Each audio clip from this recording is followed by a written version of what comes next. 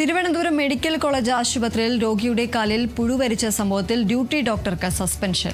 സംഭവം അന്വേഷിക്കാൻ പ്രത്യേക സമിതി ആരോഗ്യമന്ത്രി നിയോഗിച്ചിരുന്നു. ഓർത്തോ വിഭാഗത്തിന് ഗുരുതര പിഴവെന്ന് ആരോഗ്യമന്ത്രിക്ക് നൽകിയ റിപ്പോർട്ടിൽ പറയുന്നു. ശസ്ത്രക്രിയ കഴിഞ്ഞ 5 ദിവസം ഡ്രസ്സിംഗ് ചെയ്തില്ല, മുറിവഴിച്ച് നോക്കിയതുമില്ല. ഇതാണ് ഇൻഫെക്ഷൻ ഉണ്ടാകാൻ കാരണമെന്ന റിപ്പോർട്ടിൽ പറയുന്നു. പരിപ്പള്ളി സ്വദേശി രാജേന്ദ്രൻ പ്രസാദിനാണ് ദുരനുഭവം ഉണ്ടായത്. കഴിഞ്ഞ മാസം 2-ന് രാത്രി 11 മണിക്കാണ് ശസ്ത്രക്രിയ നടത്തിയത്. 5 ദിവസമായി ICUവിൽ തിരികെ വാർഡിലേക്ക് എത്തിച്ചപ്പോഴാണ് ശസ്ത്രക്രിയ കഴിഞ്ഞ കാലിൽ പുഴുവരിച്ച നിലയിൽ കണ്ടെത്തിയത്.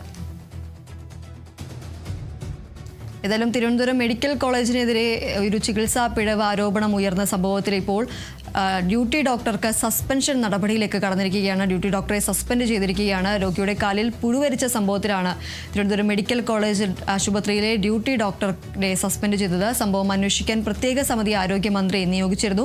ഓർത്തോ വിഭാഗത്തിന് ഗുരുതരമായ പിഴവെന്ന് ആരോഗ്യമന്ത്രിക്ക് നൽകിയ റിപ്പോർട്ടിൽ പറയുന്നുണ്ടായിരുന്നു. ശസ്ത്രക്രിയ കഴിഞ്ഞ് 5 ദിവസം കഴിഞ്ഞിട്ടും ഈ മുറിവിൽ ഡ്രസ്സ് ചെയ്തില്ല എന്നതും പറയുന്നുണ്ട്. മുറിവ് അഴിച്ചു നോക്കിയതുമില്ല. ഇതാണ് ഇൻഫെക്ഷൻ ഉണ്ടാക്കാൻ കാരണമെന്നും ഈ ഒരു റിപ്പോർട്ടിൽ പറയുന്നുണ്ട്. പരിപ്പള്ളി സ്വദേശിയായ രാജേന്ദ്ര പ്രസാദിനാണ് ഈ ഇത്തരത്തിലൊരു ദുരനുഭവം തിരുവനന്തപുരം മെഡിക്കൽ കോളേജിൽ നിന്നുണ്ടായത്. കഴിഞ്ഞ മാസം 2-നായിരുന്നു രാത്രി 11 മണിക്കായിരുന്നു ഈ ശസ്ത്രക്രിയ നടന്നത്. 5 ദിവസം ICUവിൽ തന്നെ തുടരുകയായിരുന്നു. തിരികെ വാർഡിലേക്ക് എത്തിച്ചപ്പോഴാണ് ഇത്തരത്തിൽ ശസ്ത്രക്രിയ കഴിഞ്ഞ കാലിൽ പുഴുവരിച്ച നിലയിൽ കണ്ടെത്തിയത്.